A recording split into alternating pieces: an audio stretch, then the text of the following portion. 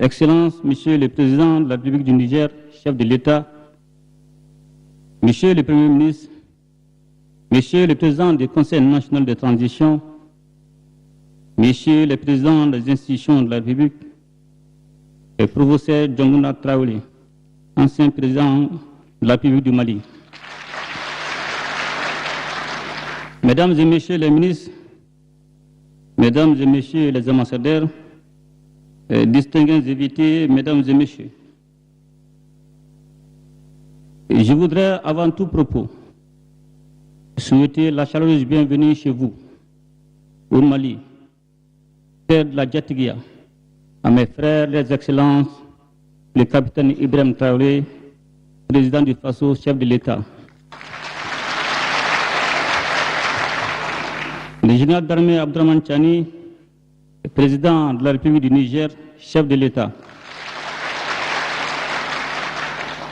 ainsi qu'à tous les membres de vos délégations respectives. Au Bismillah.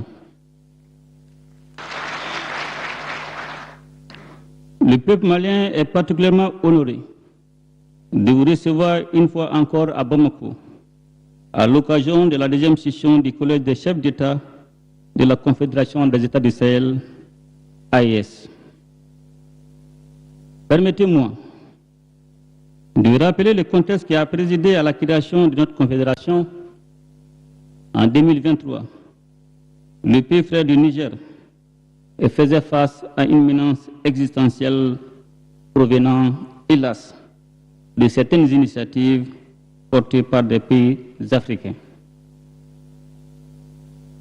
Conscient du danger qu'une telle démarche faisait peser sur l'ensemble du Sahel et convaincu que seule l'Union permettrait de surmonter nos épreuves, nous avons décidé de constituer un front commun afin d'éviter que ne se reproduisent dans notre espace les scénarios tragiques survenus en Libye en 2011.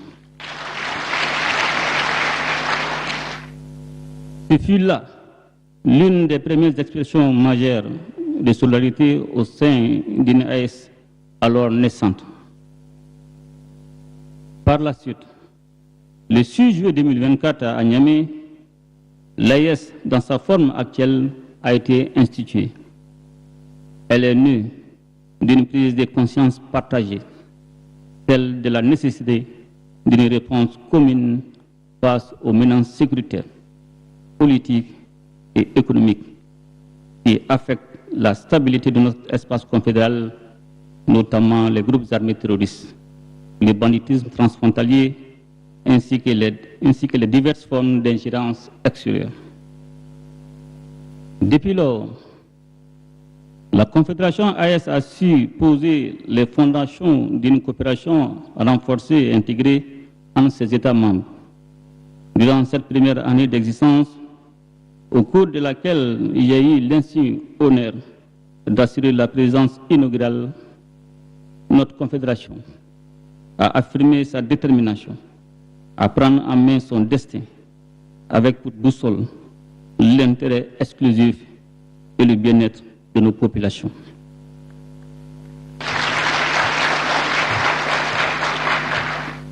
Je tiens à cet égard à saluer l'engagement sans faille de nos vaillantes populations confédérales qui ont très tôt compris les enjeux de notre combat et nous ont accompagnés par des actes concrets. Leur remarquable résilience, saluée par certains et incomprise par d'autres, n'est que le reflet de leur adhésion à nos choix stratégiques et aux idéaux portés par l'AES. Je souhaite également rendre un hommage appuyé à la diaspora de l'espace confédéral qui n'est pas demeurée en marge des mutations en cours.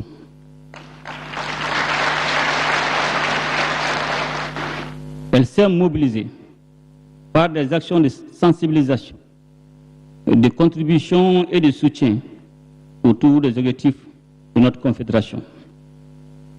J'ai saisi enfin cette occasion pour exprimer ma profonde gratitude à mes frères, leurs excellences, les présidents Traoré Tchani, pour leur solidarité agissante à l'égard de la population malienne qui, depuis l'annonce de la tenue de cette deuxième session, subit un terrorisme économique d'une ampleur sans précédent, dont l'objectif est de pousser nos braves populations à la révolte. Malgré cette campagne néfaste, l'AS tient et tiendra face à l'adversité. Il y va de notre survie. Excellences, Messieurs les Présidents, Mesdames et Messieurs, distingués invités, je voudrais à présent faire un bilan des acquis de la Confédération AIS autour de ces trois piliers: défense et sécurité, diplomatie, développement. Sur le plan sécuritaire, la coordination entre les forces armées des États membres est devenue une réalité dès les premiers jours de la création de l'AIS. Des progrès significatifs ont été enregistrés, permettant, entre autres, un contrôle renforcé des zones frontalières et une amélioration de la sécurité à l'intérieur de nos États, réduisant considérablement la liberté d'action des groupes armés terroristes. Grâce à l'engagement et au professionnalisme de nos forces de défense et de sécurité, plusieurs milliers de terroristes ont été neutralisés, des centaines de sanctuaires détruits et des quantités importantes d'équipements ont été saisis. Je me réjouis par ailleurs du déploiement progressif de la force unifiée de la Confédération AIS, appuyée par des projets de protocoles et des modalités pratiques désormais définies, en vue de répondre efficacement aux défis sécuritaires. Notre Confédération demeure résolument engagée à développer ses propres capacités militaires et sécuritaires en consolidant la force unifiée AIS et en renforçant la coordination interarmée. Au-delà des actions strictement militaires, des initiatives civilo-militaires ont été entreprises dans les zones libérées afin de restaurer l'autorité de l'État, renforcer la coopération entre les forces de défense et les populations et favoriser la cohésion sociale. Ainsi, je voudrais rendre un vibrant hommage à toutes les victimes civiles et militaires tombées sous les coups de la barbarie humaine. À leur mémoire, je vous demande d'observer une minute de silence.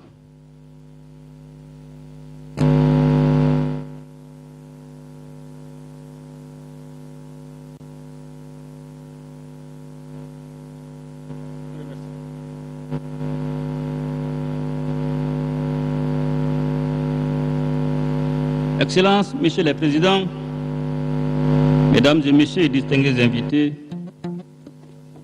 sur le plan diplomatique, la Confédération AIS a émergé dans un environnement géopolitique complexe, marqué par les retours des rapports de force, les jeux d'influence et les tentatives d'ingérence.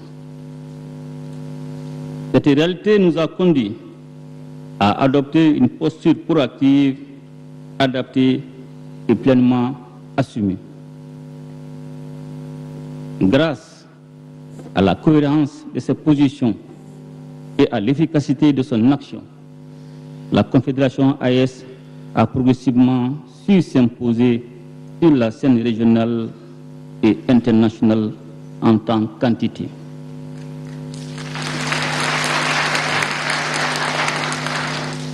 Plusieurs États et organisations internationales comprennent désormais que l'AIS constitue un interlocuteur incontournable dans le Sahel.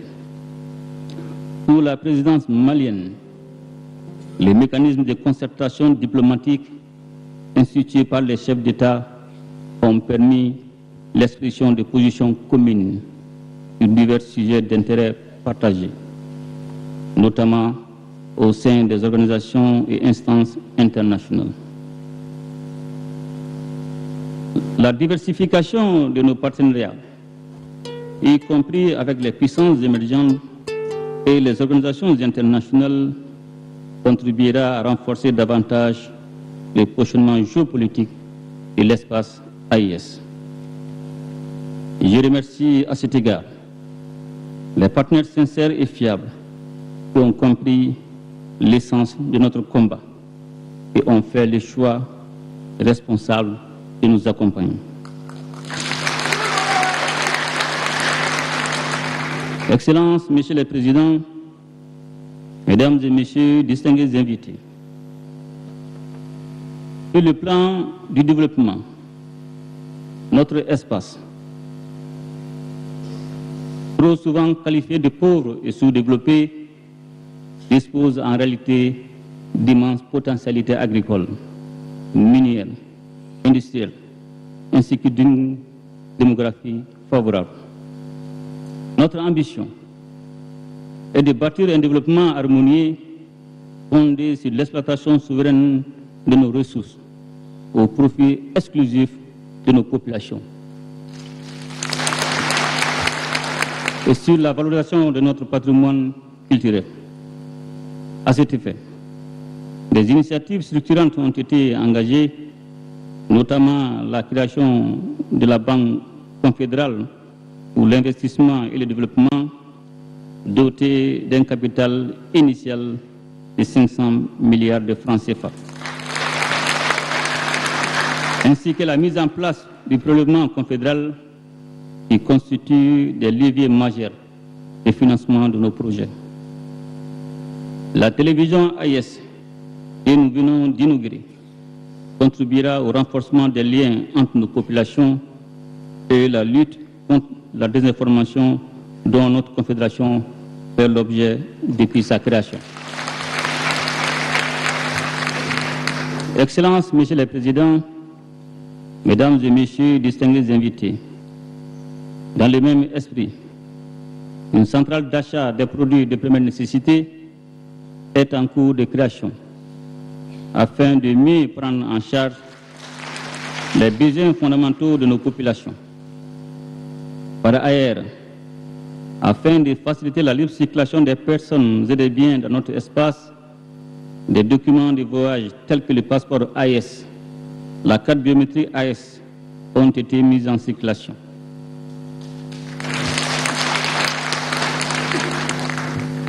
L'avenir de notre confédération en matière de développement économique et social est porteur d'espérance, car nous avons su définir et mettre en œuvre des politiques visant à garantir la souveraineté sur nos ressources et sur nos choix économiques. Comme perspective, la poursuite des sentiers d'importants projets d'infrastructure pour le désenclavement interne et externe de la Confédération AIS sont en cours de réalisation, à savoir une compagnie aérienne, une autoroute et un chemin de fer reliant Bamako, Niamey, Ouagadougou.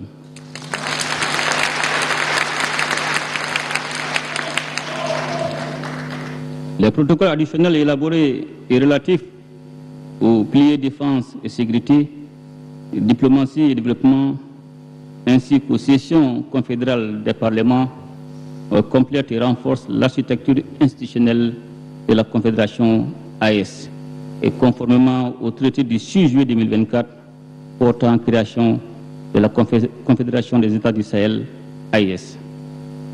Excellences, Messieurs les Présidents, Mesdames et Messieurs, distingués invités, je voudrais enfin réitérer mes sincères remerciements à mes frères, leurs Excellences, le capitaine Ibrahim Traoré, président du FASO,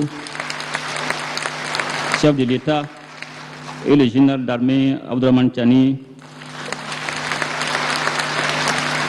président de la République du Niger, chef de l'État, pour la confiance placée à ma personne, en me confiant la présidence inaugurale de la Confédération AIS, ainsi que pour leur soutien constant dans l'accomplissement de cette noble mission. Les acquis enregistrés en matière de rétablissement de la paix, de renforcement de la sécurité, de lutte contre le terrorisme et le développement et de défense des intérêts de l'AIS sur la scène internationale répondent aux aspirations légitimes de nos populations. Avec le soutien de nos peuples unis et solidaires, nous réussirons. Sur ces mots, je déclare ouvert les travaux de la deuxième session du Collège des chefs d'État de la Confédération AES. Je vous remercie.